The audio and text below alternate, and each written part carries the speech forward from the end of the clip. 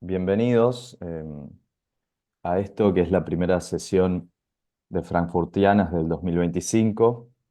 Eh, bueno, hoy vamos a iniciar el tercer año del ciclo Frankfurtianas que organizamos desde el programa Lectura Mundi, dirigido por Micaela Cuesta, y es un programa que está en la Universidad de San Martín, en Argentina. Creo que hay varias personas que no son de Argentina o no son de habla hispana. Así que, bueno, es un gusto tenerlos acá, pero también para aclararlo. Este ciclo empezó hace 3 años, en el 2023, con el objetivo de celebrar los 100 años de la creación del Instituto de Investigación Social de Frankfurt, y desde ese momento venimos organizando estas charlas, pero también otros eventos más amplios que ustedes van a poder ver en nuestro sitio. Ahí mis compañeros van a compartir en el chat el sitio para que lo puedan ver. Y bueno, antes de empezar, queremos agradecer a las autoridades de la universidad, a nuestro secretario que es Mario Greco, el secretario de Comunidad, Cultura y Territorio, también a los miembros del grupo de estudio GTEC, Agustín Prestifilippo, y a Santiago Rogerone principalmente por participar de este ciclo. Bueno, con nosotros está hoy Chris O'Kane. Em, Chris O'Kane es especialista en teoría crítica y profesor adjunto en la ciudad de Nueva York. Ha publicado numerosos artículos en revistas sobre marxismo y teoría crítica. Está previsto que para el año 2026 se publiquen dos libros de su autoría, uno sobre la constitución de la sociedad y la dominación fetichista, y otro sobre la teoría crítica de la dominación social. Junto con Werner Bonnefeld, es coeditor de Critical Theory and the Critique of Society, editado por Bloomsbury Academic Press. Y Chris O'Kane nos va a presentar hoy la charla Una teoría crítica de la dominación social. Ahora, antes de empezar, voy a hacer una pequeña introducción en inglés para los que son de habla inglesa. Well, welcome everyone for our first session of the Frankfurtianas cycle of 2025. Frankfurtianas is a cycle created in 2023 from the Lectura Mundi program in the San Martin University from Argentina. Okay, um, these cycles were created for commemorate the 100th anniversary of the creation of the Frankfurt Institute for Social Research. Since then, we've been organizing these talks within the framework of the cycle, but also other kinds of events that you can see in our website. Our a colleague of mine will be sharing our site for you to see what we've been doing in the past 2 years. And also, we want to thank the authorities of our universities, our Secretary of Community, Culture and Territory, Mario Greco, and the GETEC group of studies in critical theory of Agustín Prestifilippo and Santiago Rogerone, who organized these talks with us. And also, before we start, I want to give some instructions for you to set your subtitles.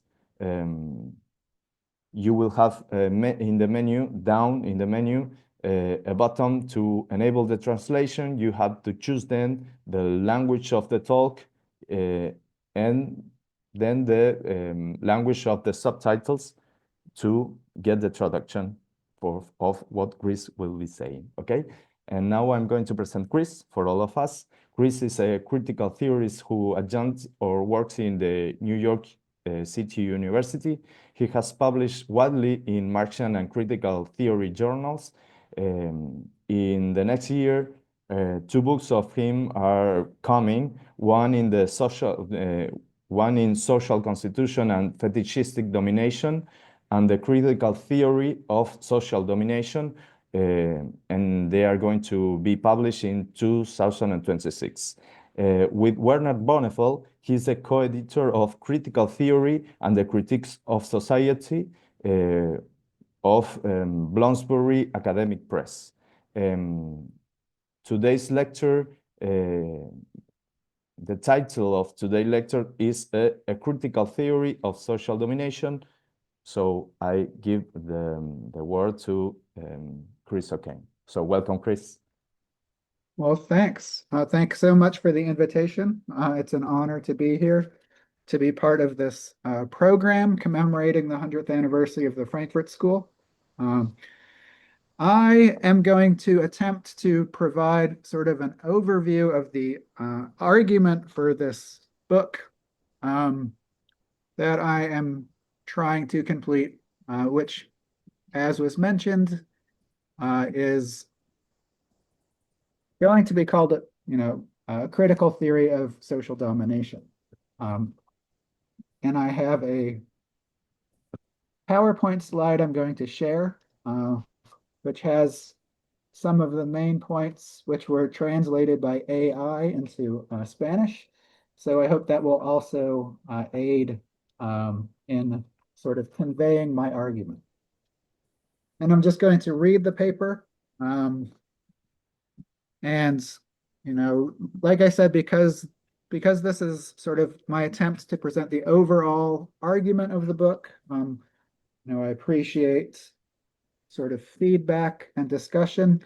And also because it's, as you'll see, mostly framed for sort of an English speaking audience for reasons we can discuss later if you want. I also will be interested to hear to what extent, these sort of views that I am going to discuss are mirrored in the Spanish language secondary literature on the Frankfurt School. So once again, thanks, and here we go. The 100th anniversary of the founding of the Institute for Social Research occasioned an outpouring of reflections on Frankfurt School critical theory. In Germany, the new director of the IFS, Stefan Lassinich, used the anniversary as an occasion to launch a new research program. Christian Wohler, Philipp Lenhard, and Jörg Spater also soon published important work on the prehistory of critical theory, a new history of the Institute itself, and a history of the development of critical theory by Adorno students. Yet in the English-speaking world, the 100th anniversary served as an occasion for prominent figures in contemporary Frankfurt School critical theory to reflect on the status of contemporary Frankfurt School critical theory.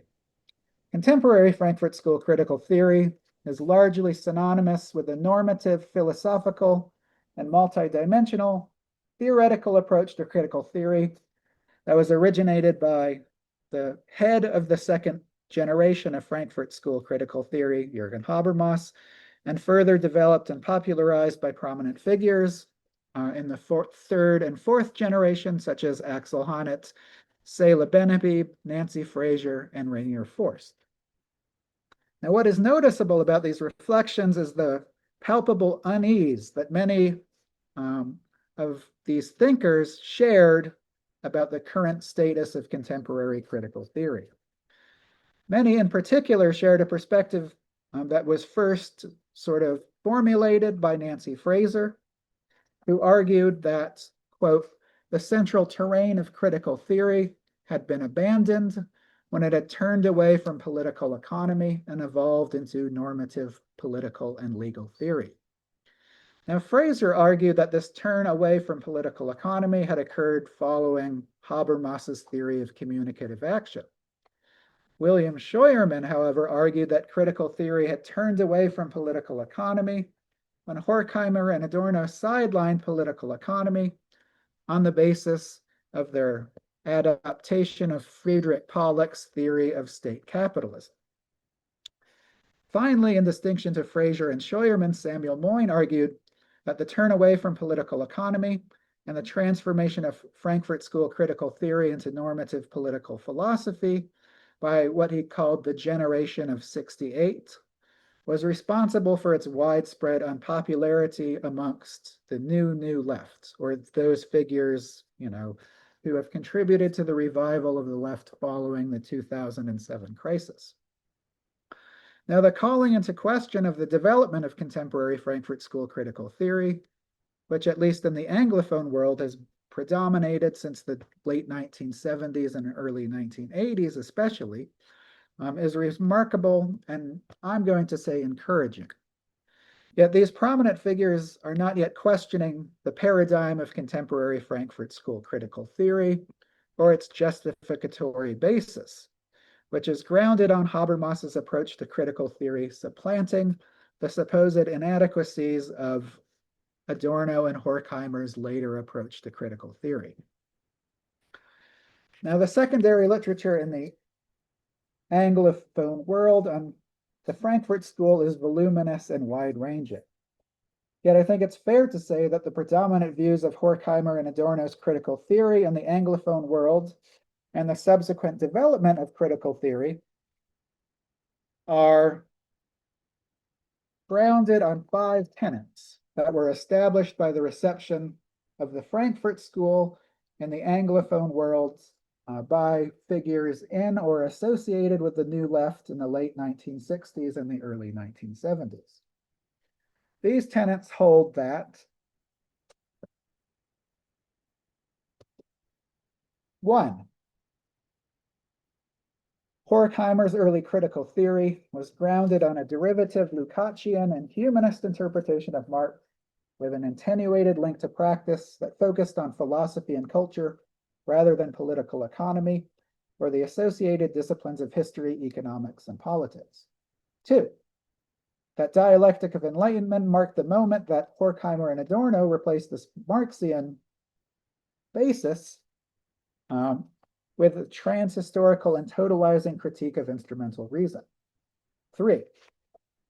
That the late Horkheimer's pessimistic and one-dimensional social theory of instrumental reason in the totally administered world, which was also derivative of Lukács and focused on culture and philosophy rather than economics, history, politics, or political economy, renounced praxis and marked the dead ends not only of Horkheimer and Adorno's approach to critical theory, but also of Western Marxism. 4.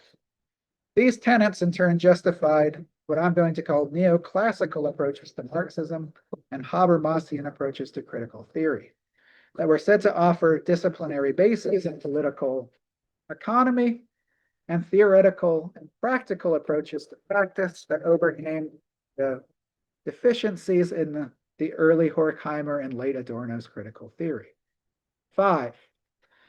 Finally, these tenets were the premise of the emergence of the progressive generational account of Frankfurt School critical theory, in which Habermas is depicted as the thinker of the second generation, whose communication paradigm overcame the aforementioned deficit in Horkheimer and Adorno's critical theory.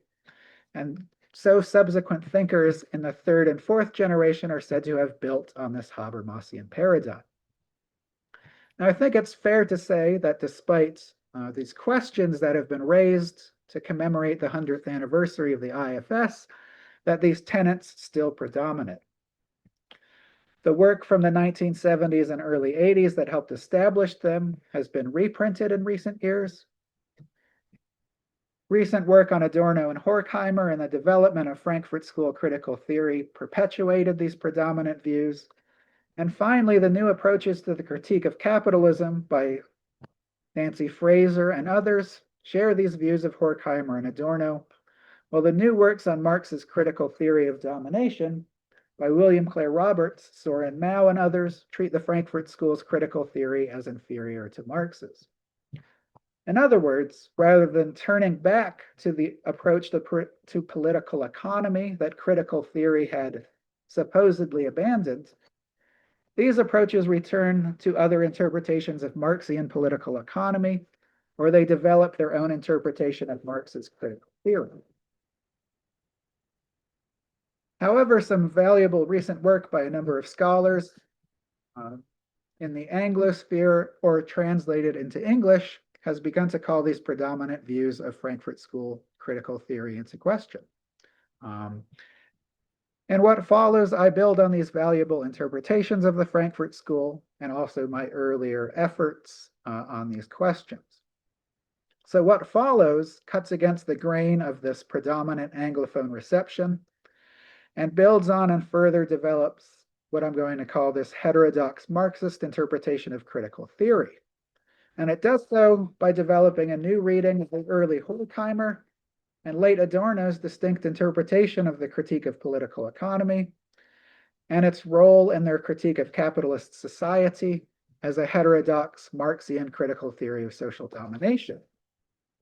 And it also shows how central aspects of the early Horkheimer and late Adorno's critical theories of social domination were developed by Alfred Schmidt, Hans-Georg Backhaus, and Helmut Reichelt, Moishe Postone, and Werner Bonefeld's interpretation of the critique of political economy as a critical theory of social domination. Finally, it outlines a contemporary critical theory of the social domination of capitalist society that draws on these and other figures and indicates its importance for contemporary critical theory. But this raises a number of related questions. One, right, why am I focusing on these and not other figures? Two, what do I mean when I use this term, a critical theory of social domination? And three, how can it be contextualized in relation to recent Marxian theories of domination and critical theories of capitalism that I've already mentioned?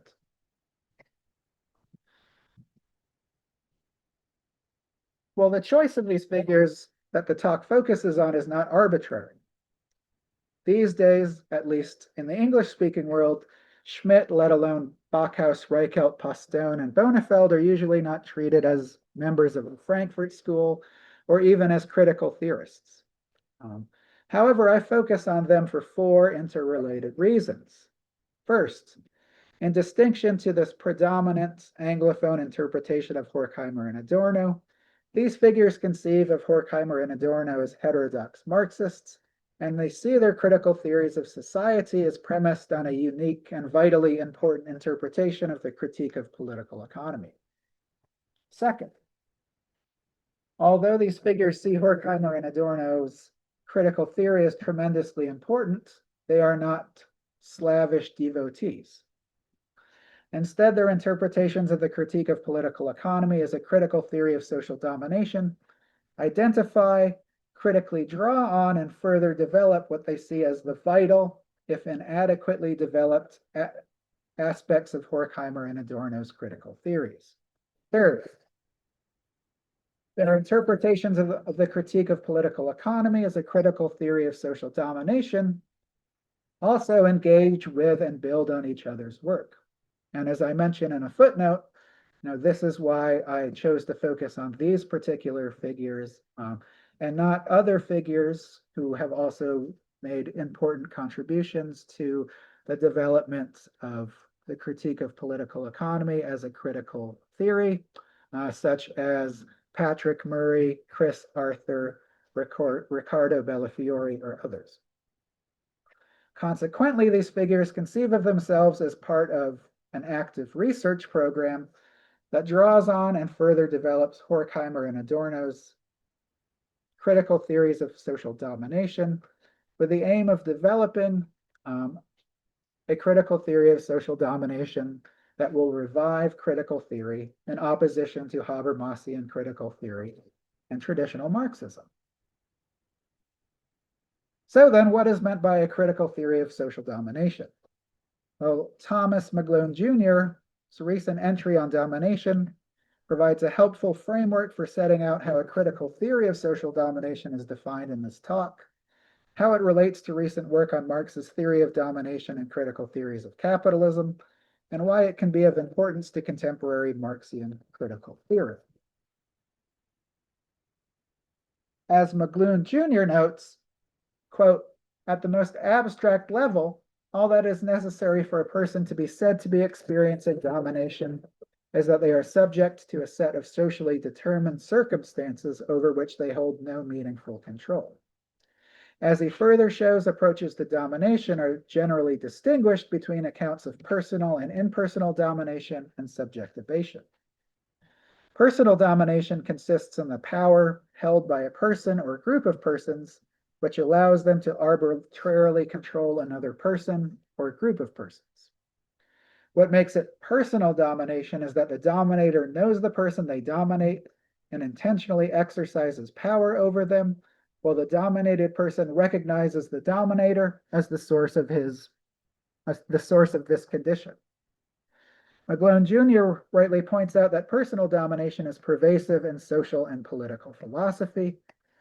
And I want to say it can also be said that much of classical Marxism and neoclassical Marxism conceive of capitalism in terms of a slightly modified notion of the personal domination of the proletariat by the capitalist class. Impersonal domination, on the other hand, entails a kind of structural or implicit social domination, which is perpetuated not by a distinguishable group, but by the organization of social relations in a manner not attributable to the intentions, plans, or conscious desires of any one group. In contrast to classical Marxism, more recent prominent interpreters of Marx focused on the impersonal domination of the market over capitalists and proletarians. And I think it can also be said that Habermas's theory entails a theory of impersonal domination insofar as the historical development of society has unmoored the system from the life world, leading to the colonization and domination of the latter by the former. Finally, Nancy Fraser's critique of capitalism as what she calls an institutionalized societal order might be said to combine Marxist and Habermasian notions, and wherein the cannibalistic impersonal domination of the background realms of capitalist society are dominated by the foregrounds of the capitalist economy. Domination as subjectivation is distinct from personal and impersonal domination.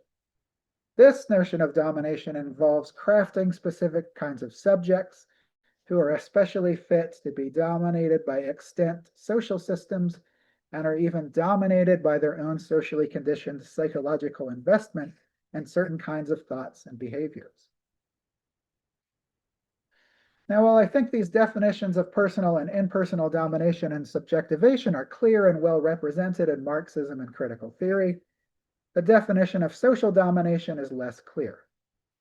McGlone Jr. defines social domination in passing as the domination of the whole of society by its own social constitution, which focuses on domination's relation to subjectivation, cultural production, and social alienation. He also cites Adorno, Horkheimer, and Postone as exemplifying such a theory, but he does not go into detail in defining social domination or how these figures exemplify.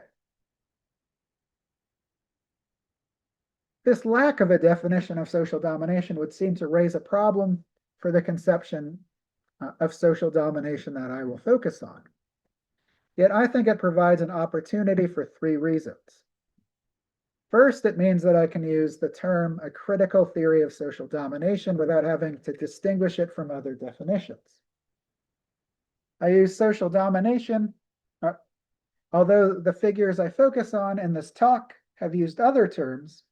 I use social domination as a general description of their theories because it most closely conveys that in spite of different areas of focus, what I call capitalist society for Horkheimer and Adorno, and the critique of political economy as a critical theory of social domination for Schmidt, Backhaus, and Reichelt, Postone, and Bonefeld, these critical theories attribute domination to how capitalist society is organized and reproduced. Second, sorry, I just need to get a dog.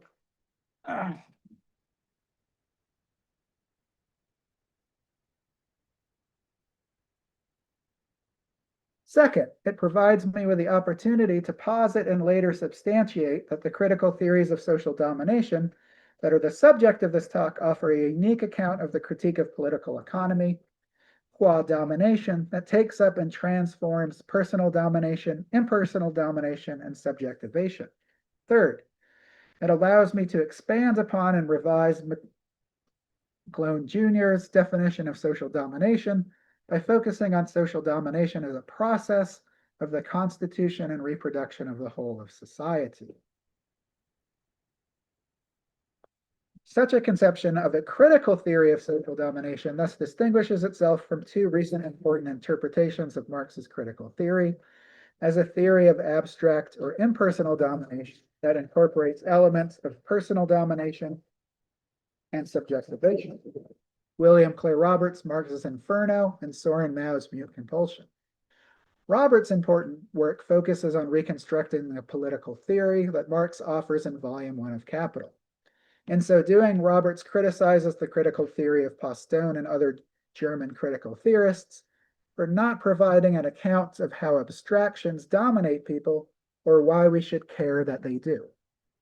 He argues that the capitalist mode of production is a historically specific social entity in which the impersonal domination of capitalists and workers by the market is realized in the personal domination of capitalists over workers in the production process.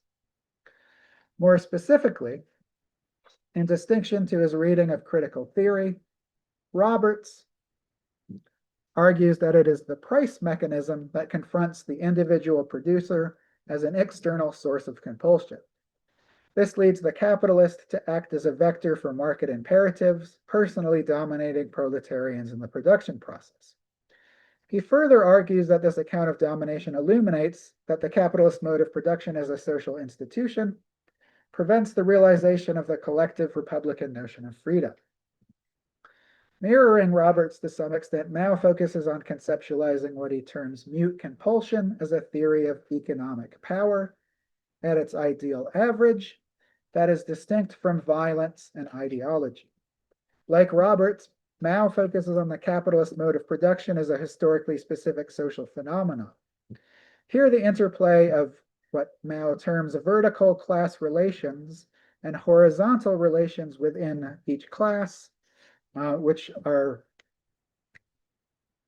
realized in competition in the context of separation of producers from their means of reproduction, creates the emergent phenomenon of mute compulsion. Mirroring Roberts, the impersonal and abstract domination of the market over capitalists and proletarians is realized in competition as a universalizing mechanism, a transmitter of compulsory commands expressed in the language of prices, which is realized by and compels class antagonism. Consequently, the power of capital can thus be defined as capital's capacity to impose its logic on social life, says Mao. As this indicates, Roberts and Mao's important contributions tie together impersonal and personal domination and subjectivation with an interpretation of the capitalist mode of production as a historically specific social institution. In so doing, they also claim to differentiate themselves from and overcome the incomplete accounts of domination in Adorno, Postone, Backhaus, Reichelt, and Bonafeld. Yet I am going to argue that these important works do not amount to a critical theory of social domination.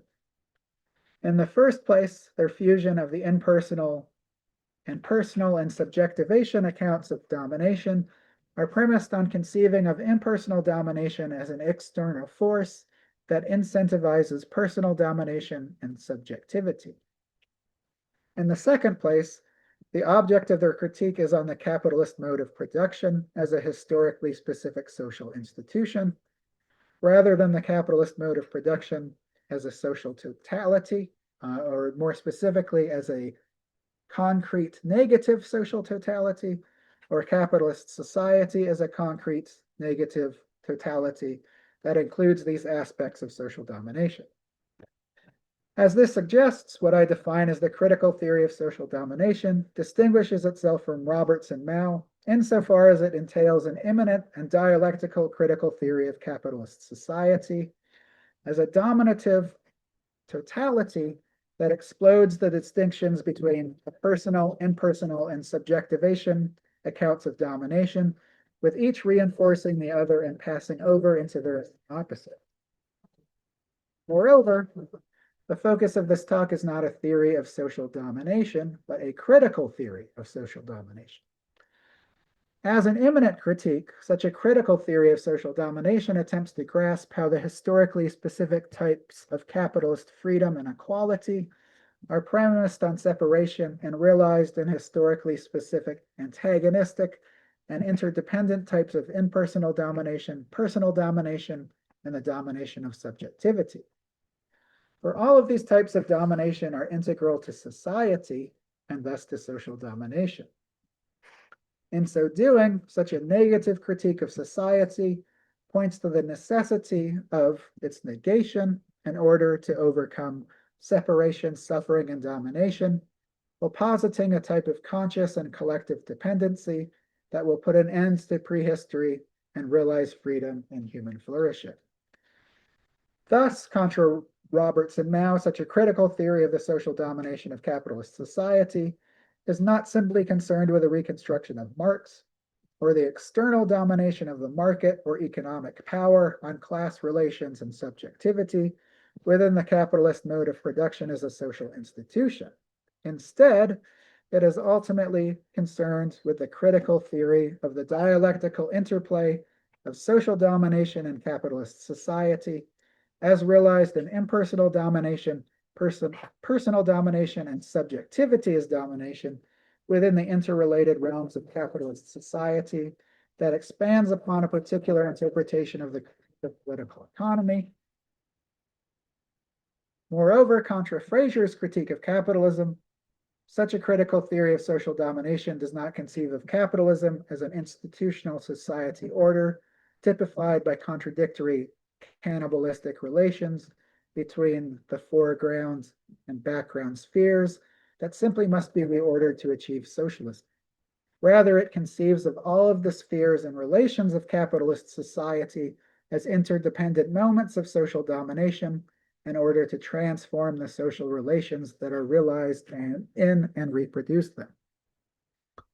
As this suggests, I contend that understanding this unique interpretation of the critique of political economy and the lineage of the critical theory of social domination can be of vital importance for contemporary critical theory, and that developing a critical theory of social domination that draws on the insights of these figures can develop a unique concept of domination that is essential for revitalizing interest in the Frankfurt School today.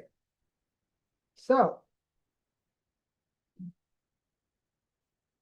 what I set out to do in this book and in this talk, which is an overview of this book, is to call these 5 tenets of the predominant Anglophone reception of the Frankfurt School into question. For rather than holding that, 1, Horkheimer's early critical theory was based on a derivative Lukácsian and humanist interpretation of Marx with a tenuous relation to practice, I focus on how the early Horkheimer developed an interpretation of the critique of political economy as a critique of the social domination of capitalist social practice that was distinct from classical Marxism, Lukács, Marxist humanism. Moreover, rather than holding that the early Horkheimer's critical theory consisted in philosophy and culture, rather than economics, history, or political economy, I focus on how Horkheimer's critical theory of social domination expanded on his interpretation of the critique of political economy and incorporated all of these supposedly distinct areas of society in his imminent critique of bourgeois freedom as the social domination of capitalist society, which contra traditional theory as a critique of capitalist social practice aimed to work in tandem with emancipatory struggles to transform society. I also argue, too, that instead of arguing that the dialectic of enlightenment marked the moment that Horkheimer and Adorno replaced the Marxian basis of their critical theory with a transhistorical critique of instrumental reason, I therefore focus on transforming the developments, tracing the development, rather, of the heterodox Marxist critical theory of the social domination of capitalist society from Horkheimer's early work through Adorno's late work. This means that rather than the view that Adorno had a pessimistic and one-dimensional social theory of the totally administered world, which marked the dead end of Western Marxism and Horkheimer and Adorno's approach to critical theory, I argue that Adorno expanded on Horkheimer's interpretation of the critique of political economy. I also show that Adorno's late critical theory extended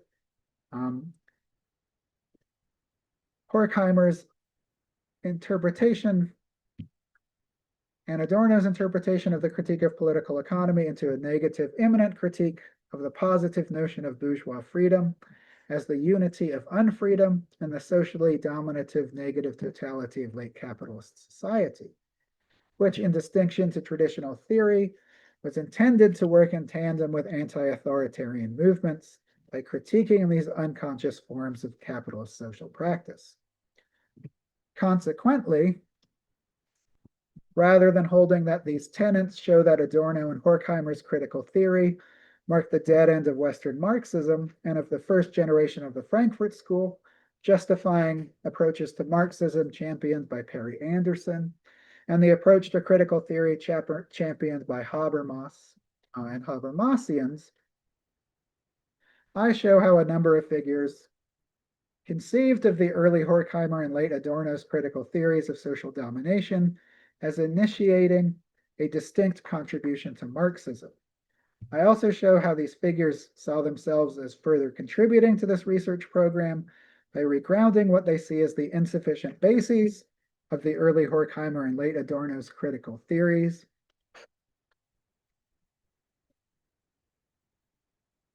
Of domination and their interpretation of Marx's critique of political economy.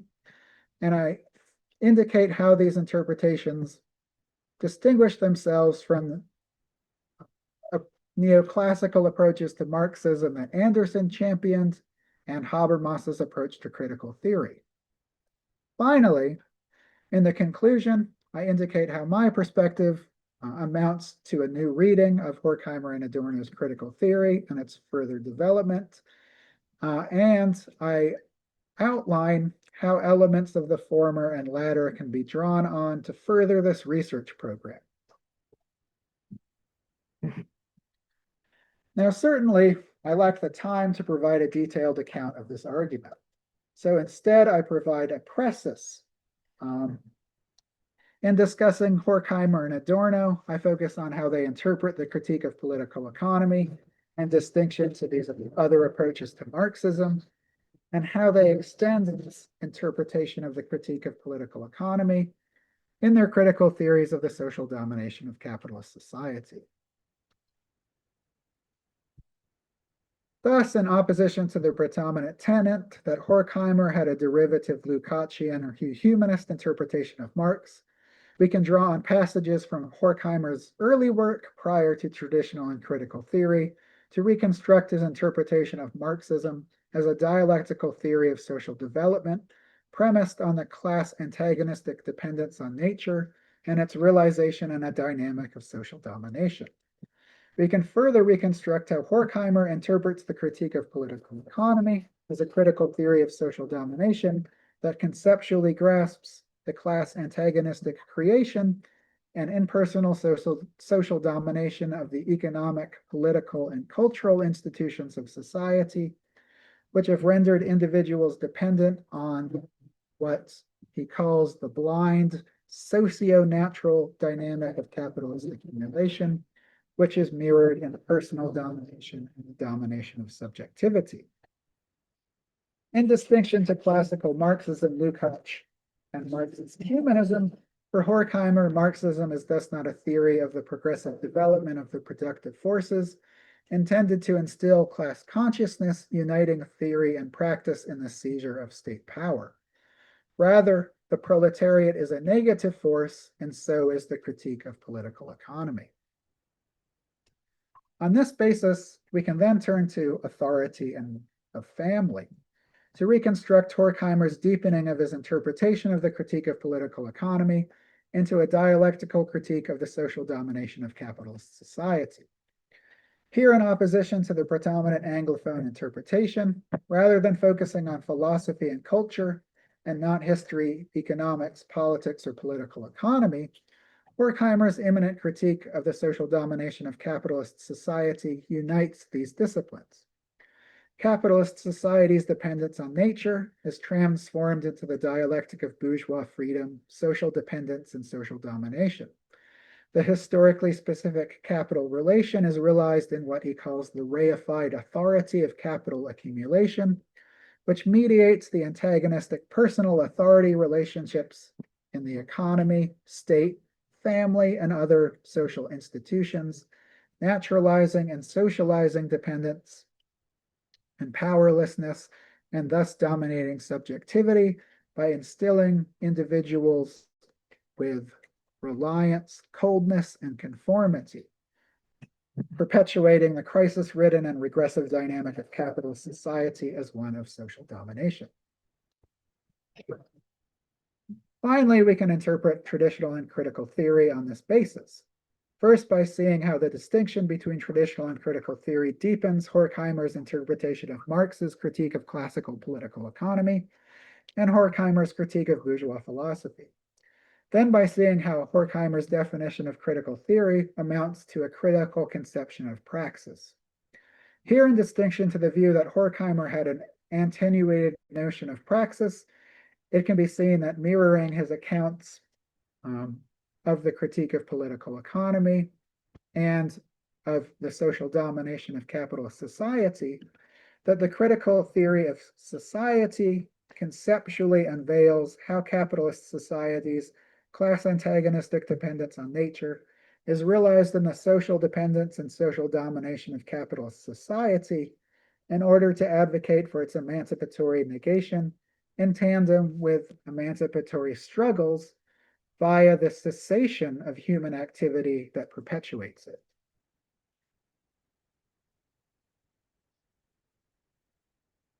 Turning to Adorno, we can also see that the predominant perspective on Adorno's critical theory does not grasp the unique contours of his interpretation of Marx, nor of his heterodox Marxian critical theory of the social domination of capitalist society.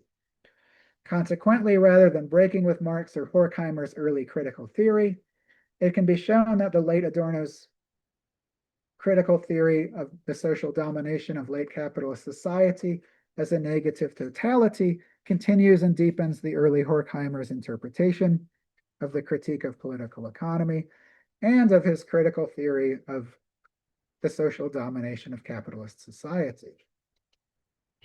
These points can be posited by first turning to Adorno's interpretation of the critique of political economy. By focusing on his lectures and seminar protocols from the 1950s and 1960s, we can see that Adorno, building on Horkheimer, interprets the critique of political economy as an eminent critical theory of social constitution and social domination that demonstrates how the positive notions of bourgeois notions of free and fair exchange are realized in social domination. We can also demonstrate how such an interpretation differentiates itself from classical Marxism, Lukács, and Marxist humanism. For the critique of political economy does not issue from the contradiction between the forces and relations of production, nor does it critique a reified totality from the standpoint of the proletariat, or an alienated totality from the standpoint of human essence. Rather, the critique of political economy is a critical theory of capitalistic social domination. Capitalism is an interdependent totality constituted by a historically specific type of class antagonistic exchange. The ensuing impersonal domination of the law of value compels the reproduction of capitalism through the class antagonistic dynamic of accumulation. Such a fetishistic dynamic is blind, renders individuals powerless and dependent character masks, leading to the reproduction of capitalism until its eventual breakdown. Yet, Adorno's critical theory of the negative totality of capitalist society entails a theoretical and historical immanent critique of his interpretation of the critique of political economy.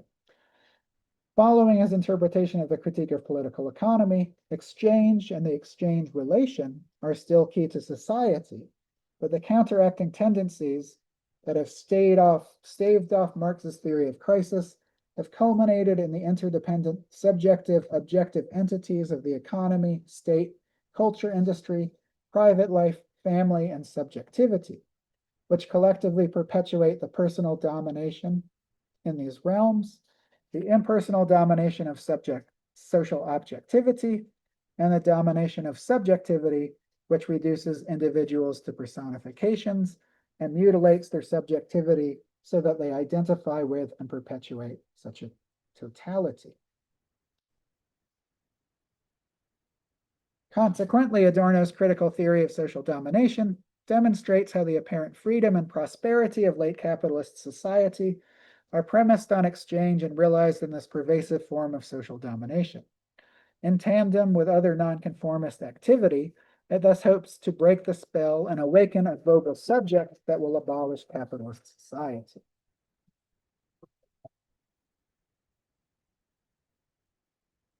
In turning to Schmidt, Backhaus, and Reichelt, Postone, and Bonefeld, I focus on how they interpret and draw on particular aspects of Horkheimer and Adorno's distinct interpretation of the critique of political economy, and their ensuing interpretation of the critique of political economy as a critical theory of social domination. We begin with Alfred Schmidt, who has been overlooked by the Anglophone reception of the Frankfurt School following the ascendancy of Habermasian critical theory. Yet Schmidt makes a number of vital contributions to the understanding and further developments of this active research program, which I'm calling the critical theory of social domination. In contrast to the predominant Anglophone interpretation of Horkheimer and Adorno that I've outlined, Schmidt conceives of their work as a specific interpretation of Marx.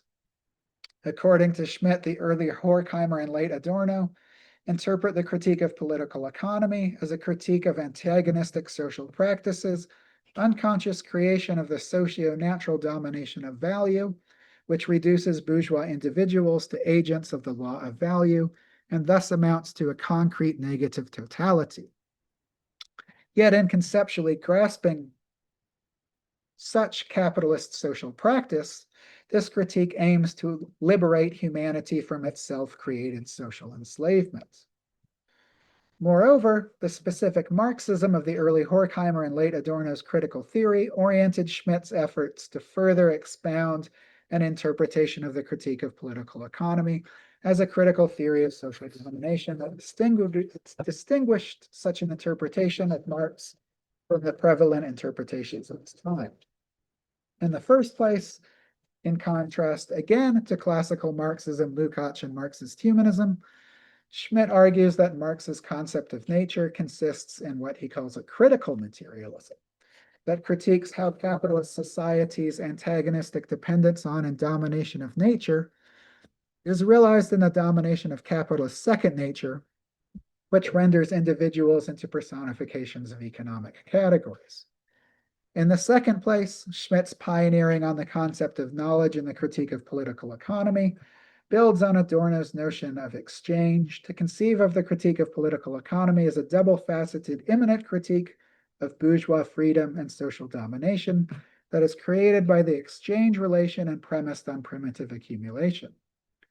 Finally, History and Structure offers an interpretation of capital as a negative totality, on the basis of Marx's non-identical presentation of the system of capitalist social domination, in which human social practice creates what Schmidt calls the monstrous objectivity of the categories of political economy, which again transform individuals into character masks, compelling the reproduction of capitalist society, an interpretation of capital that Schmidt distinguishes from the Althusserian school.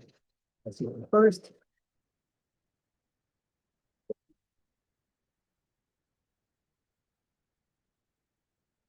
in contrast to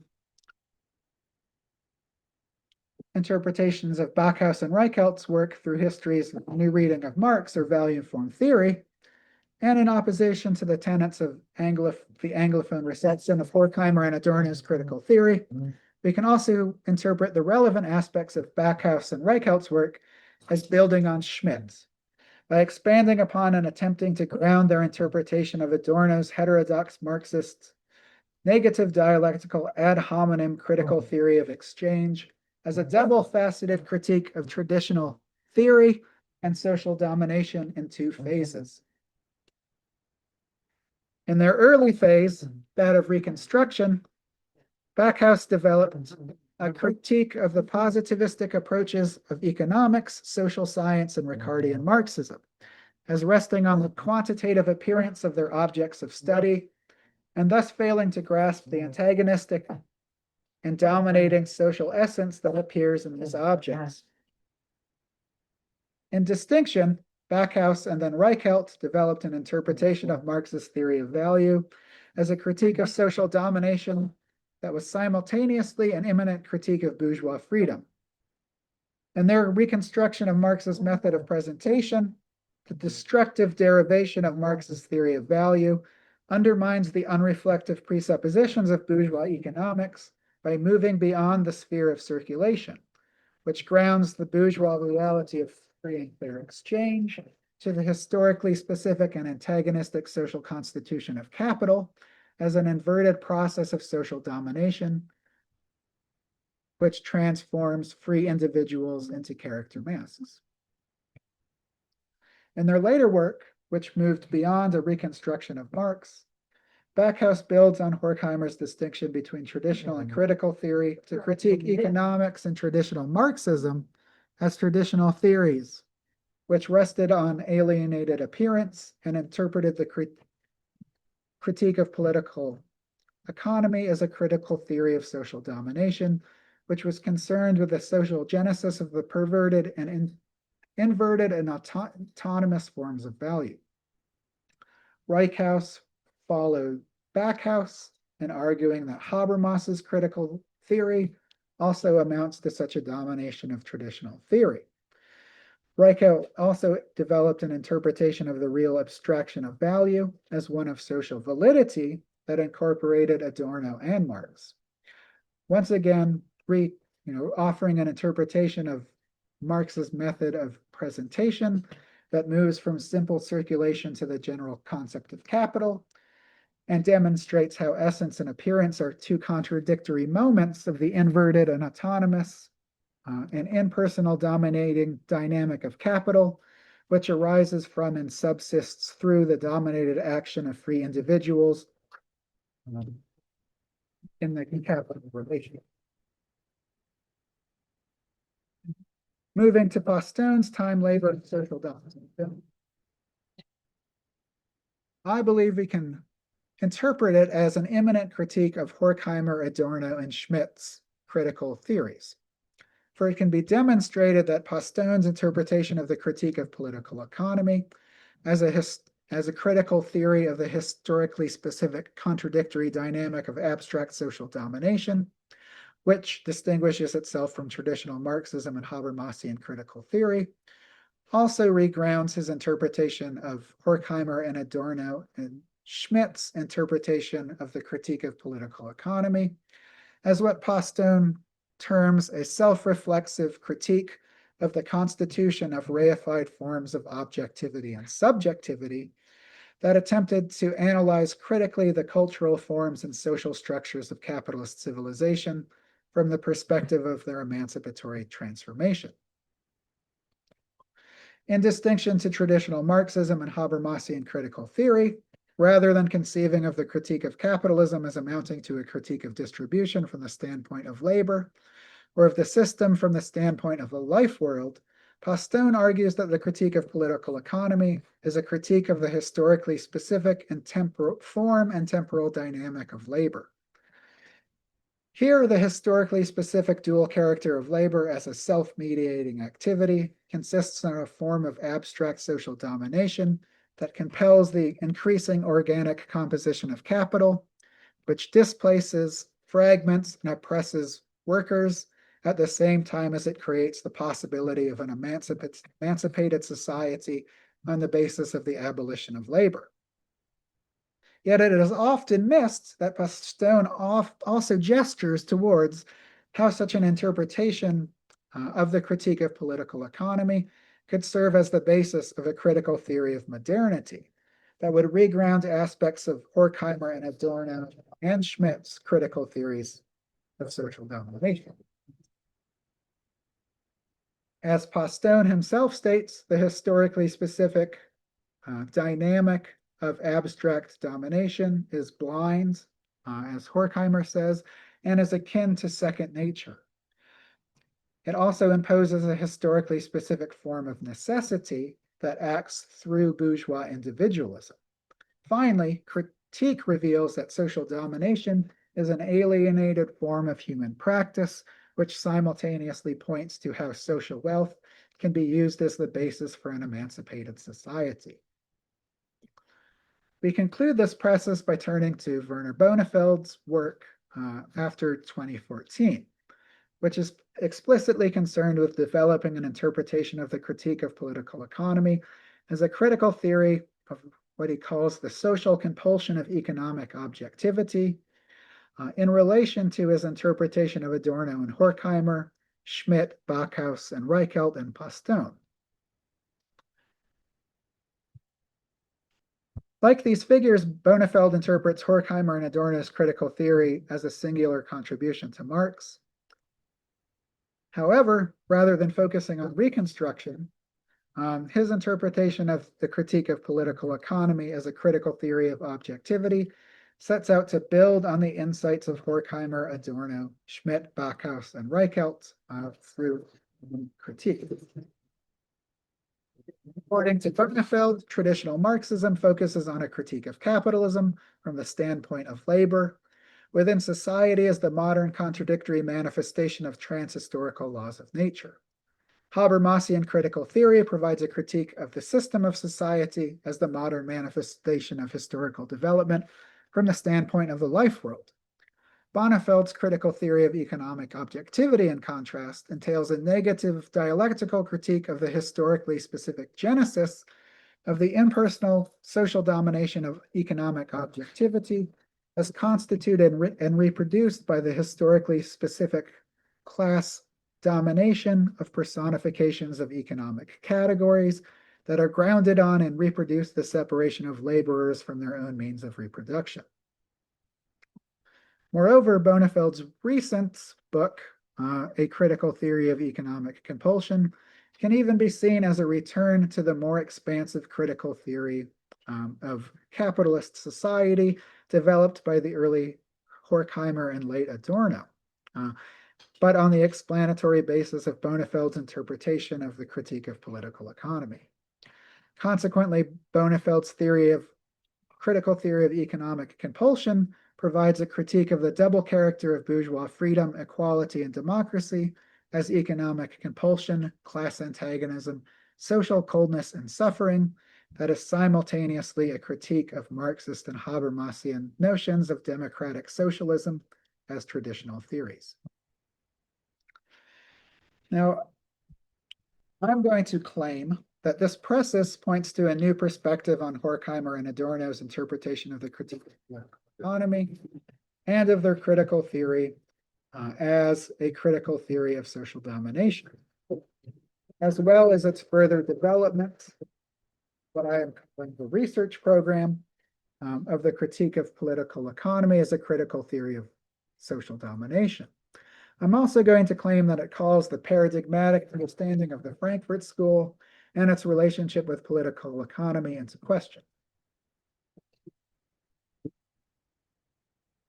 In the time remaining, I move to discuss the importance of the critical theory of social domination for contemporary critical theory by outlining my own imminent critique and further developments of the critical theory of social domination, a project that I plan to conclude the present book that I'm outlining today, but devote and develop in more detail in the next book. In this regard, it must be noted that each of these figures possess a critical theory of social domination insofar as they have a critique of the constitution and reproduction of society construed as the internal relation between impersonal domination, personal domination, and the domination of subjectivity. Yet I think it's also fair to say that some accounts emphasize some aspects of social domination more than others. It should also be said that the vital contributions made by Schmidt, Backhaus, and Reichelt, Postone, and Bonnefeld focused on the critique of political economy. They have not attempted to reground Horkheimer and Adorno's expansion of their interpretation of the critique of political economy to encompass capitalist society, qua the culture industry, education, private life, family, or subjectivity more broadly. Consequently, the further development of the critique of political economy as a critical theory of social domination is necessary, but not sufficient. Rather, the issue is now the further development of the critical theory of the social domination of capitalist society. So I move now to outline such a critical theory that brings together these figures that I have discussed, as well as some other figures. And I conclude by indicating how such an outlined critical theory of the social domination of capitalist society overcomes the aforementioned gaps in Roberts, Mao, and Fraser's critical theories. Let me just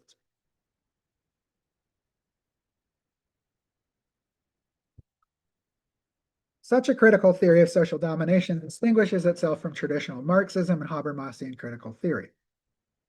Rather than a critique of the personal domination of class from the transhistorical standpoint of labor, or the impersonal domination of the system from the normative values of the life world, such a critical theory of social domination is concerned with an imminent critique of capitalist society as a historically specific concrete negative totality.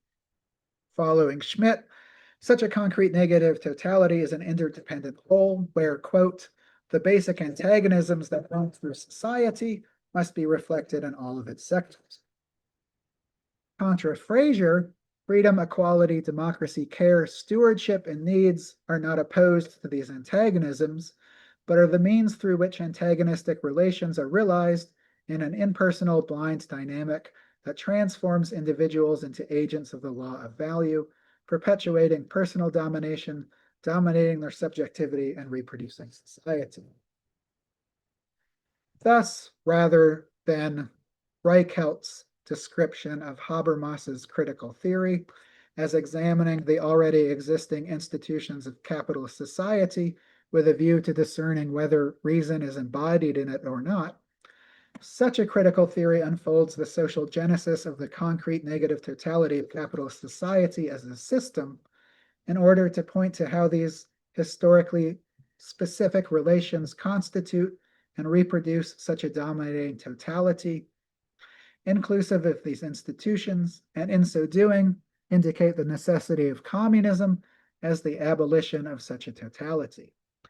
Following the early Horkheimer and Schmidt's critical materialism, human societies are separated from external nature, but dependent on it. Yet all human societies have been organized in an antagonistic fashion that dominates external and internal nature and creates the social domination of second nature. The history of society is thus one of natural history. Capitalist society is a historically specific form of dependency on nature. The antagonistic organization of capitalist society is premised on the domination of external and internal nature and realized in capitalistic social domination. The dependence of humans on the objectivity of natural things that are external to human society has been displaced into the dependency of humans on the social objectivity of the social forms of things that are external to them, yet which are expressions of and mediate their antagonistic social relations of personal domination and dominate their subjectivity. Building on and expanding these figures, especially Bonafelt, the historically specific form of capitalist society is premised on primitive accumulation. The separation of the majority of people from their own means of reproduction is the ongoing constitutive premise of capitalist society. It is realized in the creation and perpetuation of a doubly free laboring class and a property-owning capitalist class. The majority of members of both of these classes also enjoy formal equality and nominal democratic participation. These rights allow them to facilitate their own care and pursue their own needs. Such a process has also created the interdependent moments of the capitalist economy, state, and private life capitalist culture and subjectivity as unity in the form of disunity. Thus, following the textbook that the IFS published in the 1950s, Aspects of Sociology, Capitalist Society is, quote, a sort of linking structure between human beings, in which everything and everyone depends on everyone and everything. The whole is only sustained by the unity of the functions fulfilled by all of its members, and each single one of these members is in principle assigned such a function, while at the same time each individual is determined to a great degree by his membership in this total structure. Moreover, since such a society is a concrete negative totality, the relation in these moments and the relation between these moments amounts to what Adorno calls the negative unity of society and its overall unfreedom. Consequently, capitalist society is characterized by the internally related facets of social domination. The free and caring and democratic acts of individuals are realized in personal domination, qua impersonal domination, which dominates and maims their subjectivity, leading to the reproduction of such a society. Such a contemporary critical theory of the social domination of capitalist society builds on Bonefeld and through Bonefeld, Backhaus, Reichelt, and Pashtun's accounts of economic objectivity, while moving to further reground Horkheimer and Adorno.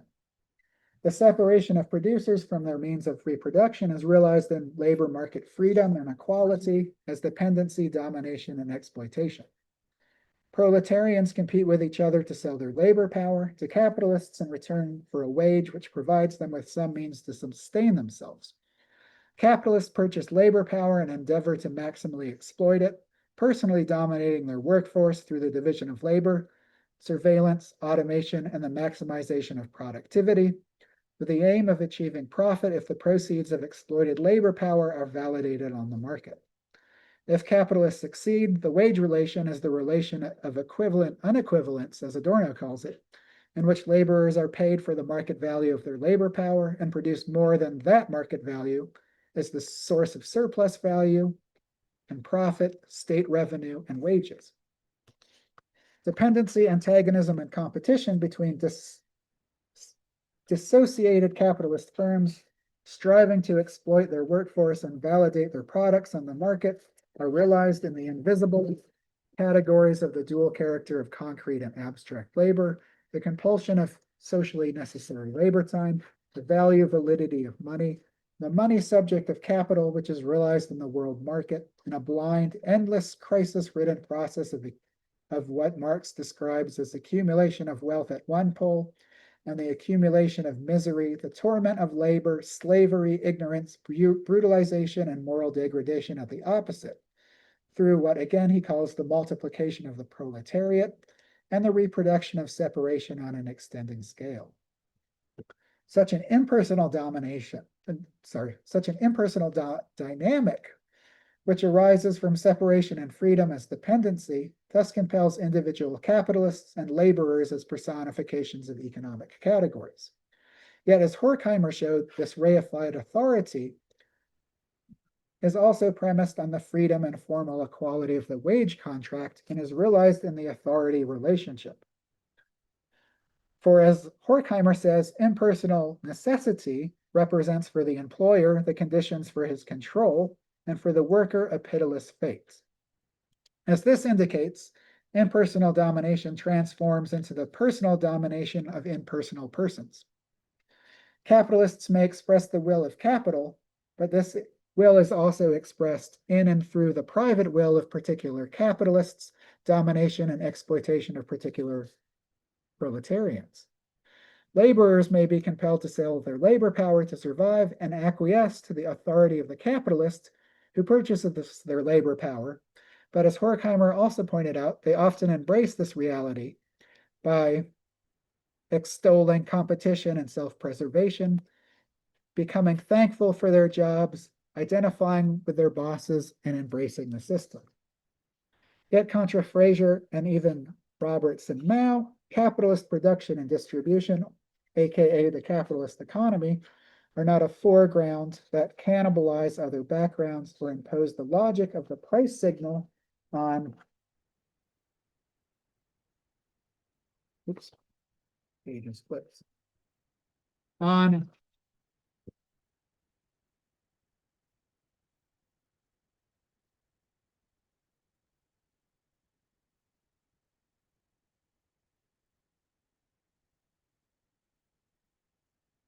social life.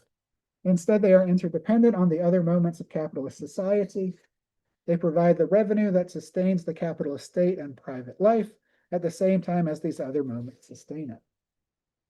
The capitalist state thus reinforces and facilitates the reproduction of capitalist society by its specific form and its specific types of social domination, which are separate from and reinforce the constitutive premises of capitalist society and the other moments that arise from this process of separation.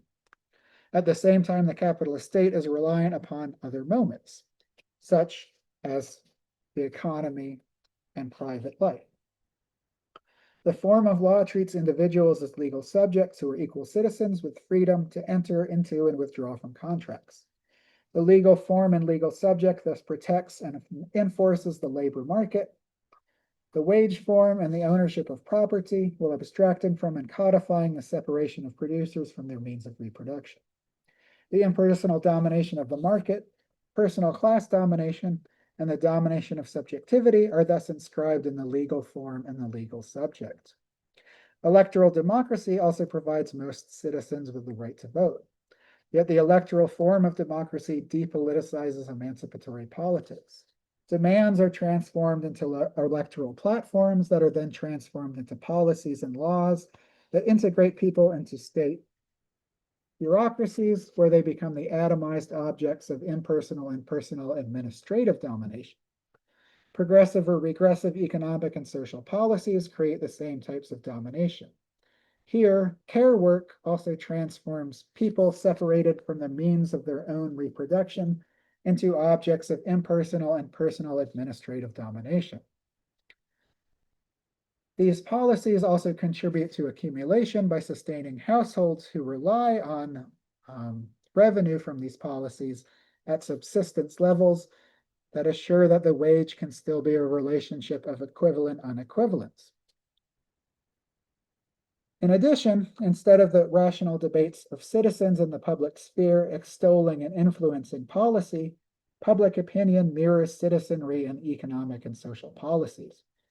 It abstracts from social antagonism for a purported general interest that perpetuates social domination by absorbing and transforming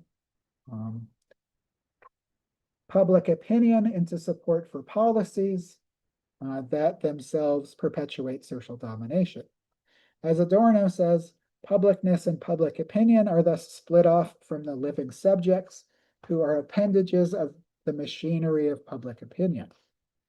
Education provides students with the skills to sell their labor power in competition with each other. The impersonal domination of education standards and the personal domination of instructors discipline students into compliance and even eager acceptance of the impersonal domination of society and the personal domination of authority figures. It also prioritizes skills that contribute to accumulation and self-preservation and justify these values, dominating subjectivity. Finally, law enforcement protects private property and enforces the domination of the legal form and legal subject through impersonal and personal domination. Law enforcement also counteracts potentially emancipatory movements by force, or it uses other counterinsurgency tactics. It also targets the poor and racialized members of surplus populations, arresting and incarcerating them in a more violent mirror image of social policies. Culture was an area that the interpreters of the critique of political economy as a critical theory of social domination overlooked. While many have condemned Horkheimer and Adorno's notion of the culture industry as Mandarin elitism, in the time of the Marvel Universe, social media, and Spotify, it seems to me their critique of the culture industry has resonance. The mass production of cultural commodities continue to be an impersonal type of domination that dominates subjectivity. For while Culture ideally cultivates autonomy and judgment. Cultural commodities are designed to sell and promote passive consumption, which prevent the development of these capacities. Consequently, rather than cultural commodities cultivating the capacities that allow people to grasp capitalist society as a concrete negative totality, they instill passive acceptance of the status quo, powerlessness, and regression, dominating subjectivity. What Adorno referred to as private life can be expanded to include the household and domestic labor. Household are private realms, yet they are interdependent on the state and the economy. Their activities and norms also amount to social domination and facilitate the reproduction of labor power, and thus contribute to social domination and its perpetuation in other spheres. The household is predicated on private property and protected by the state. Possessing a household also requires wages and/or state revenue or subsidies. The household is thus inherent to private property, and the economy and state has its own moment in the concrete negative totality of capitalist society, and it entails a dominating and competitive struggle for subsistence. Domestic laborers are the sustainers of private households and the commodity of labor power. Domestic labor is performed using commodities purchased on the world market. It is compelled to organize itself, typically in dominating relations between household members, in response to different impersonal types of market or state revenue. In this martyrology of reproductive labor, the stultifying and maiming activities of domestic labor also dominate domestic labor subjectivity, while sustaining individuals as bearers of the commodity labor power. The non-reproductive activities of domestic labor, what Adorno calls free time devoted to hobbies, likewise contribute to this process. These types of consumption also purchase cultural or other commodities from the world market on the basis of state or market revenue, and serve as, quote, outlets in conformity with society that restore labor power and dominate subjectivity by reinforcing subservience. In so doing, the household, domestic labor, and private life sustain private property, class antagonism, and exploitation, the impersonal dynamic of accumulation, the personal dynamic of personal domination of household members, and the domination of subjectivity, contributing to the reproduction of capitalist society. The family is not equivalent to the household, nor is the nuclear family synonymous with the family. Instead, families vary. Moreover, as Horkheimer and Adorno anticipated, much of the traditional role of the family has been absorbed or is reinforced by social programs and education. Workforce participation now also has higher gender parity, yet families are still compelled to earn wages or state revenue to survive. The reified authority of society still mediates familiar relations as ones of domination and dominates the subjectivity of parents and children.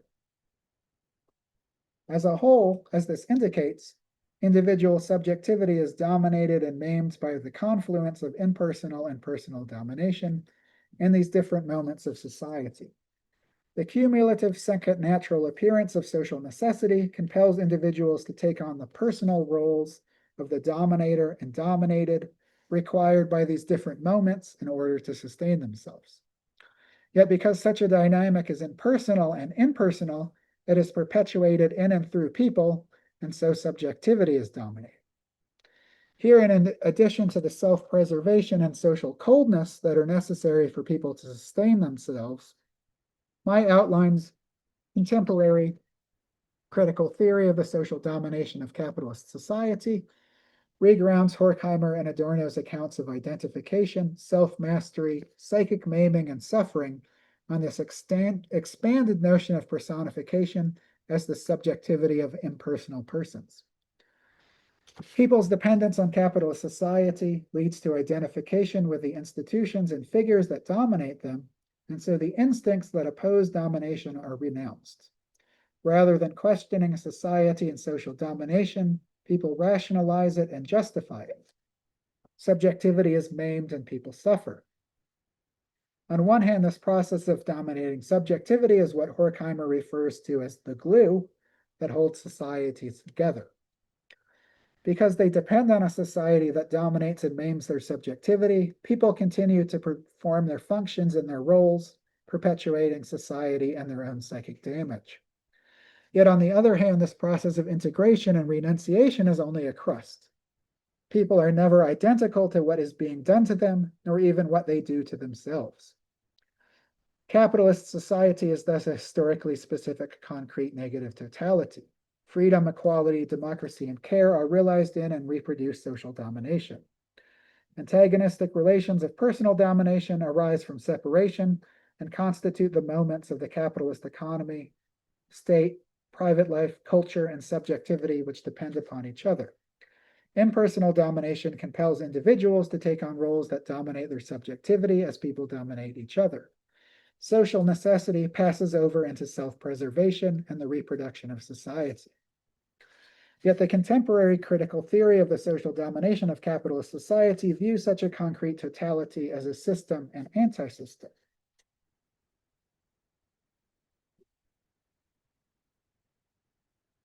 In demonstrating the double character of freedom, equality, democracy, and care, and unfolding the social genesis of social domination and its ensuing reproduction as a historically specific form of human practice, it simultaneously reduces such a society to a historically specific form of separation that creates domination and its attendant suffering and misery, thus pointing to the necessity of communism.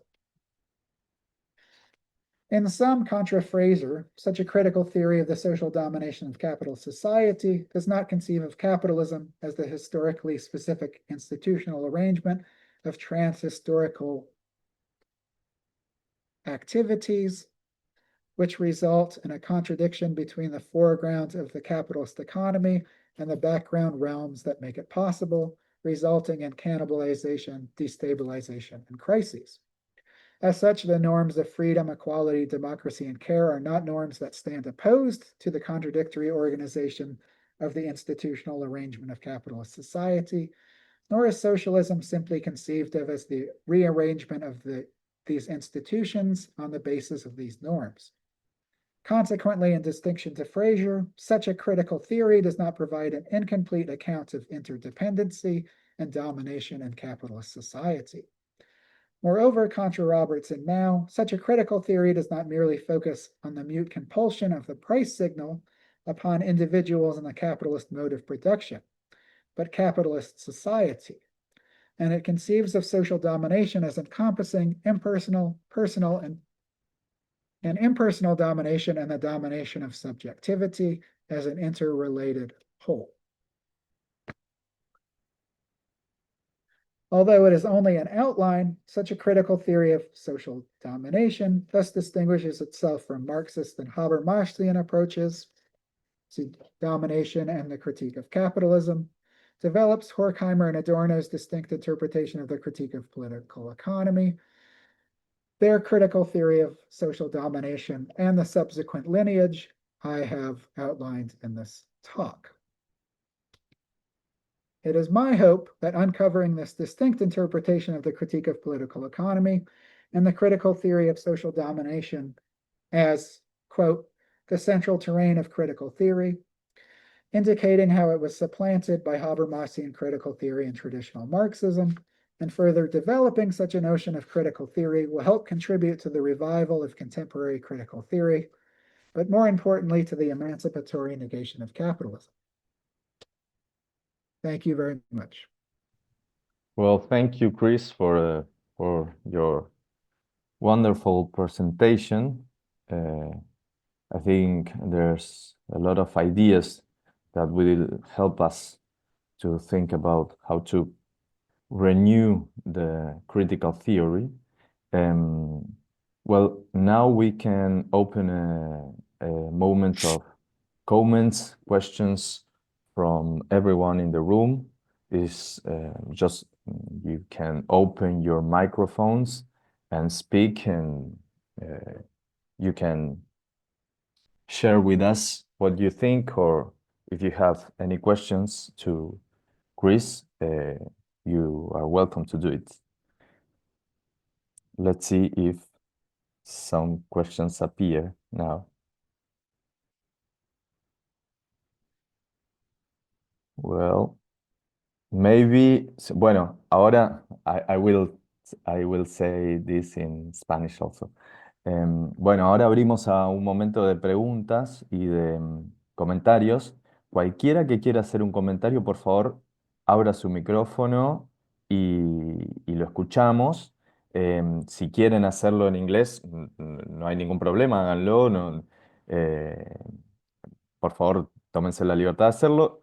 Y si es necesario, yo puedo ayudar con esa traducción. A ver, tenemos a Félix del Campo que levantó la mano. Félix, por favor,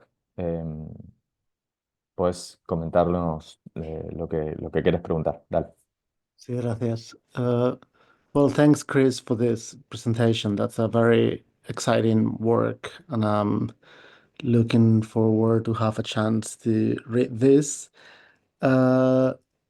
I wanted to ask you about how, because I think one of the way I see that Bonnefeld tries to put into like movement some of these more logic-based value critiques and appropriations of critical theory of the previous thinkers is by introducing not only like the question of primitive accumulation and the role of class struggle in, I guess, the imbrication of the logic and history. And I was wondering how you see, or do you have any particular definition of how would we understand class struggle, or how that figures in your own like development of these thinkers? Because sometimes I feel that in the previous ones there's a tendency to like diffuse that part of, I guess, like the dynamic of social constitution. I don't know if it makes sense what I asked, but yeah. Well, thank you, Felix. Anyone else who would like to make a comment or any questions? Well, in my case, kind of agree with or it's very similar to Felix's question. The first things that came into my mind is that I agree with your lecture in this way of thinking, how the capital accumulation makes concrete appearance in class struggle, also in liberty and all those concepts, because I think it's the right way to see it. I mean, I always think about capitalism or capital in a movement very similar how Hegel thinks the spirit. So the idea is that every concrete thing is the material moment of that movement, you know.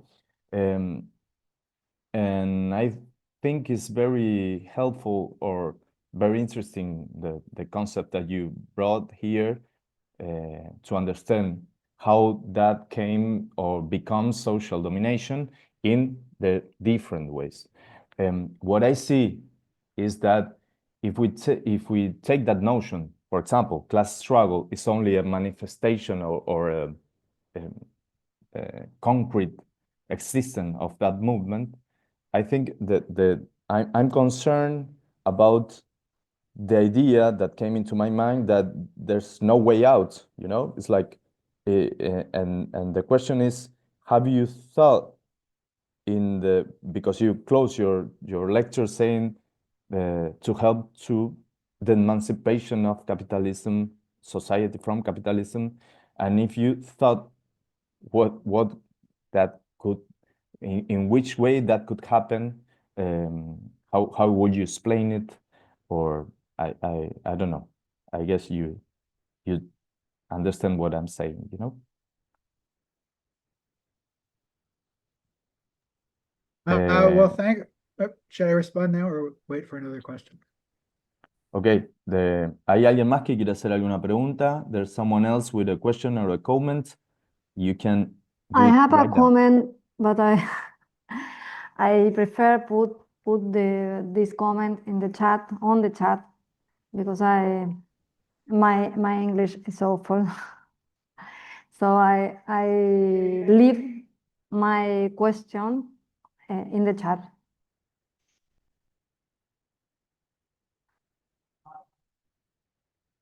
¿Querés que lea la pregunta, Mica? Creo que no es necesario, pero Ok. si querés, decime No, si no se ok. entiende en todo caso, pero creo que se entiende, ¿no? Okay. Yeah. Chris, there's the question is in the chat room. You Yeah. can see it. It's Yeah. very similar Mhm. to my comment and Felix's comment.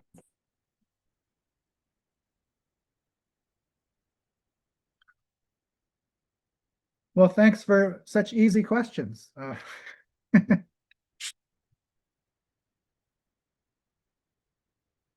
mean, obviously, I have the answer to what an emancipated movement is, but I didn't think anyone would ask. Otherwise, I would have just begun with that.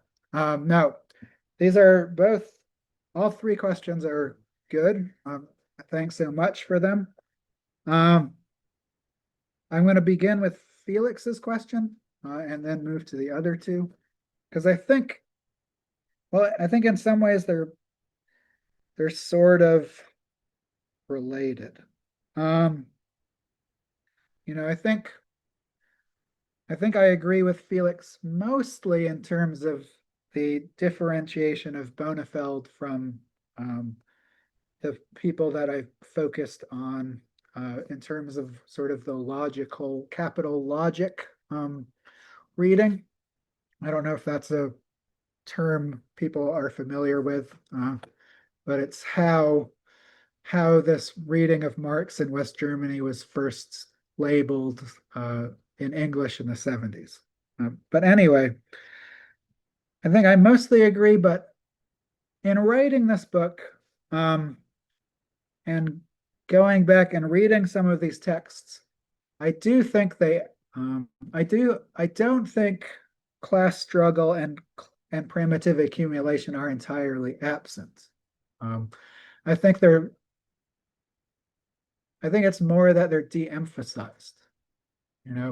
Each of these figures, as I detail in more emphasis in the chapter, and I think I refer to in passing, even in Schmidt's short article on the concept of knowledge in the critique of political economy, all of them sort of refer to primitive accumulation as this sort of logical and sometimes historical basis for capitalism, going back even to Horkheimer and Authority in the Family, and Adorno even mentions it in Negative Dialectics. However, I think Bonafeld has a more detailed conceptualization of it. I think he really provides this very rich reading of it in terms of primitive accumulation as this constitutive, logical, and historical premise, that appears in which separation appears in class antagonism. Now for the question of class struggle, I think it's complicated. I think it's difficult, and it's something I struggle with. No pun intended. Because, what I want to do is I don't want to separate it from these other types of domination that I point to. Because I think that leads to a promise of sort of false separation, where class is separate from separation and separation's realization in the categories of political economy and the dynamic of accumulation and the simultaneous transformation of people into character masks, which I think sets up this idea that I try to point to towards this conception of I think what I call negative praxis, that I see Horkheimer as first developing in traditional and critical theory, right? Which is this idea of emancipation, not as,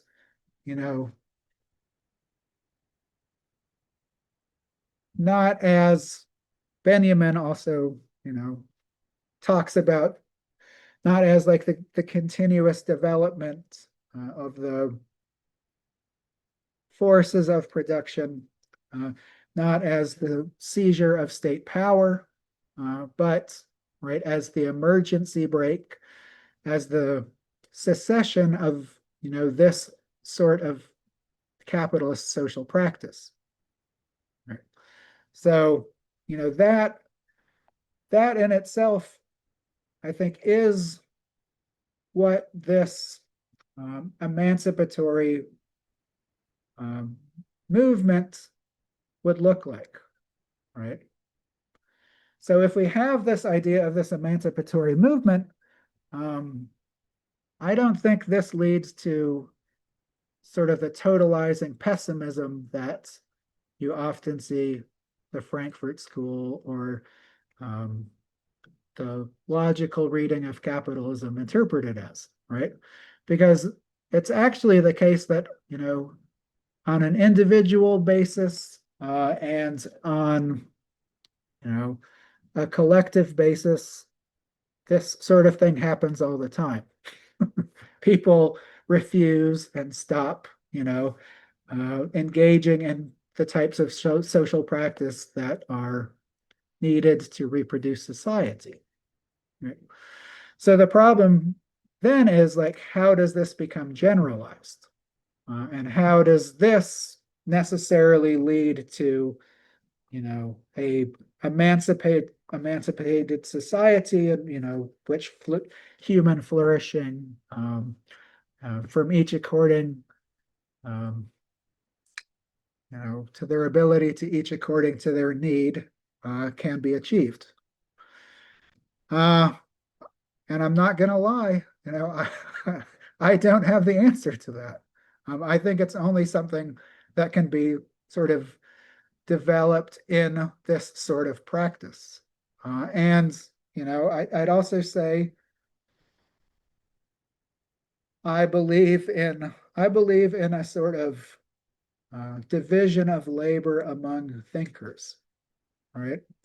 So this isn't something that I myself sort of focus on much in my work, but I think other people are developing sort of views along this line that I, that sort of coincide with this view. And in this regard, I'd recommend sort of Jasper Burns's recent book that just came out called The Future of Revolution, in which he has this sort of reading of the critique of political economy as what he calls the test of value, where he reads it in terms of like, you use this as a blueprint to make sure, that you have escaped from the domination of value. And he also ties that in terms with like histories of struggles and the development of sort of emancipatory movements towards this end. And I see sort of what I'm trying to do is maybe expanding on this idea of the test of value to maybe develop what might be called like the test of society, right? Because it's not just production and distribution, I think it's, how that is related to all of these other moments in our society. So that is as good of a question as I can have for that answer. I guess the last thing I'd say would be, right, I do believe in this sort of moment of spontaneity that I also think exists in even in Adorno's lectures. He says, any moment something can just, a switch can turn and it can pop off. And that certainly seems like very far away, given the current historical moment in the US, at least. But it's also, just a few days ago was like, just the 5th anniversary of like the Black Lives Matter, George Floyd uprising, which to me in many ways definitely seems like an example of just this sort of spontaneity. But in moments where that doesn't exist, I think, sort of developing these theories and, I guess trying to live in an anti-authoritarian manner is also a way that we can contribute and hope to build towards something.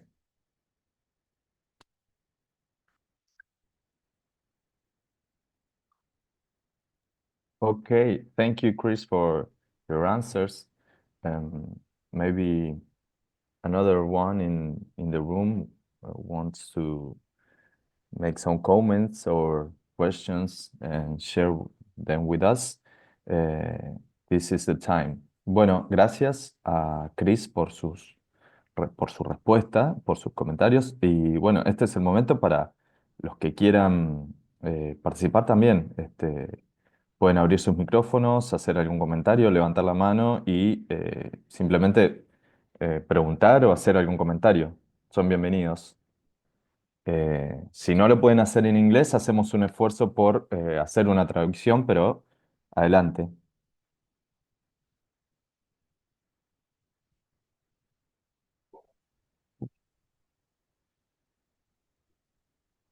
A ver.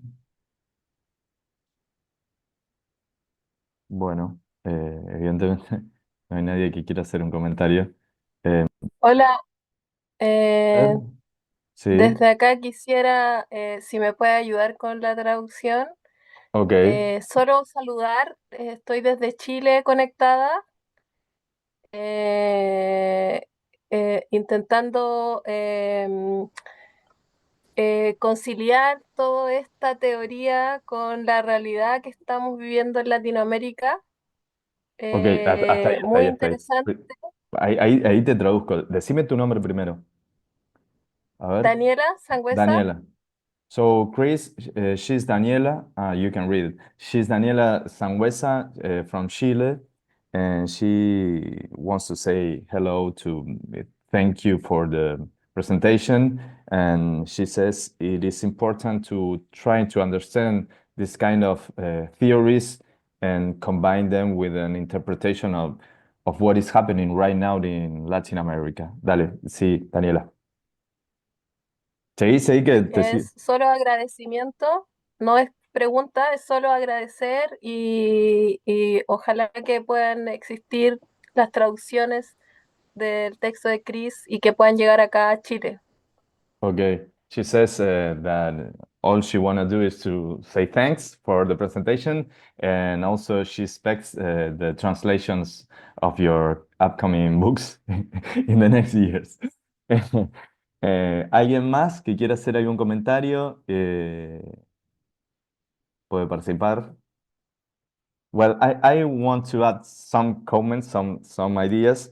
The first one is that the last presentation of last year, in the last presentation here with us was Eva von Redeker. And in her last book, Revolution for Life, we also find the same shadows about the political opportunities and organization and all those things. And she gave an answer very similar to what you said. Those anti-capitalist movements and actions are happening all the time, everywhere. It's like the revolution for life is already happening. Felix comments something. Okay, thank you, Felix, for coming. Well, she said that, and it was very similar to your answer, and we do understand that your part of the work is making a profound thinking about the concepts of domination and personal, impersonal, etc. That I really find I mean, I think it's very important and is the best way we can understand capitalist domination through accumulation, you know. But also, you point that one problem is how this kind of resist movement comes general. And I want to point some other things from here, from Latin America. And the first one is not how they come general, but also how they coordinate each other, you know. That's important, I think. And also two things about subjectivity and personal domination, if you want, is that everyone that participates in this kind of movements or maybe alone, I don't know, doing things alone, trying to resist, is also participating in this negativity and participating in the capital reproduction every day, you know? And that's a problem because you cannot maintain the negativity all the time.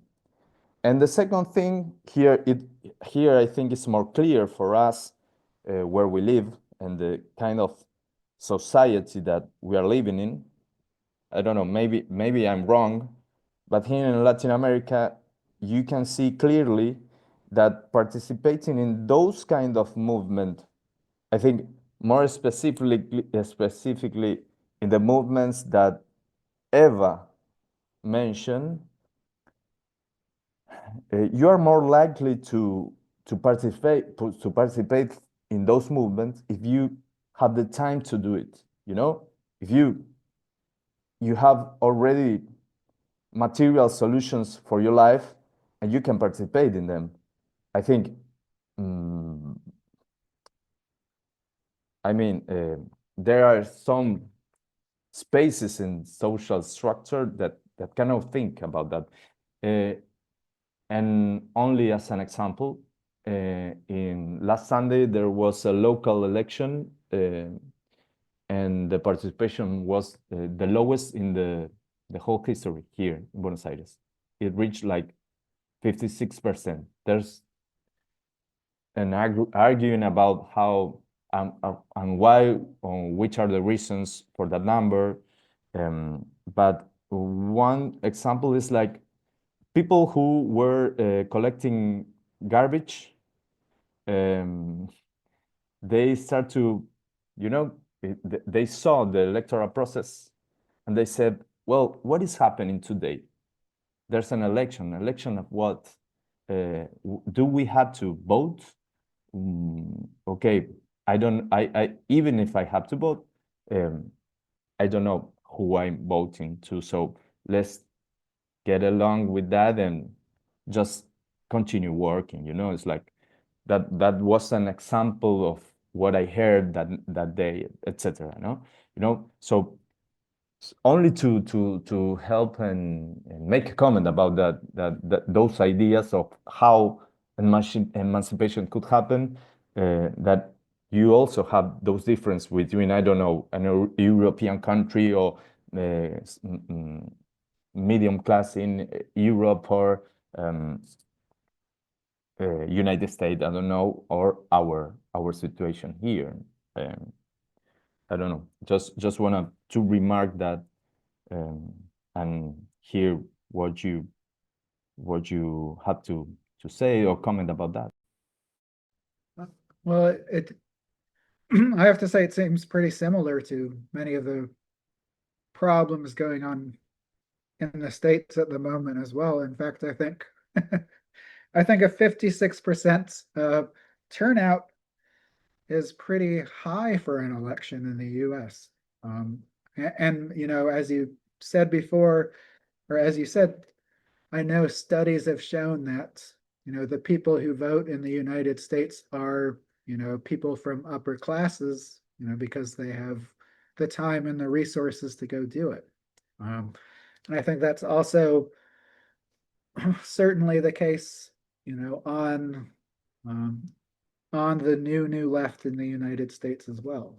You know, certainly, at least the more prominent figures that you see associated with it, you know, tends to have sort of positions that provide them with the time to, you know, organize or write or, you know, run for office or do all of these different sorts of things. So, I mean, I would say I agree. You know, I think that contradiction that you point to towards, you know, individual negativity still reproducing capitalism is a very important one. I also think, you know, there's something Adorno sort of mentions in one of his lectures, that in some, you know, that reminded me of, although I wonder to what extent it's still true, you know, but it, you know, about this problem of, you know, immiseration not unfolding as he said Marx would predict it, and therefore like the livelihood of the proletariat, you know, increasing, but that, you know, meaning that people also had, you know, more reasons for being in, you know, being invested in society, or, you know, less motivation to negate it. You know, I think that might also be something that we still need to think through, despite, you know, despite living standards falling in so many countries. You know, people still seem to be holding on for some reason, or like you say, you know, you know, coming up with different, you know, scapegoats to sort of blame for this decline rather than looking at society itself. Okay, thank you, Chris. And we open a last call to a question or comment. Abrimos un último llamado para los que quieran hacer algún comentario o alguna pregunta, y si no, cerramos y dejamos a Chris descansar después de una presentación tan larga. Bueno, creo que eso es todo. Muchas gracias a todos por venir. Chris, thank you. Thank you a lot for your presentation, for being here with us. And we look forward to the publication of your books and the translation, as Daniela said. And also, we expect that we continue these connections and conversations, and we keep in touch. And we are very thankful with your presentation and being with us today. Okay. Well, I am so thankful for the opportunity, and yes, you know, please do keep in touch. And have a good evening, everyone. Okay. Bye, Chris. Bueno, Thank you. Bye. Thanks so much. Thank you very much. bueno, buenas tardes a todos, buenas noches para los que sea noche, y nos vemos en la próxima presentación de Frankfurtianas. Hasta luego.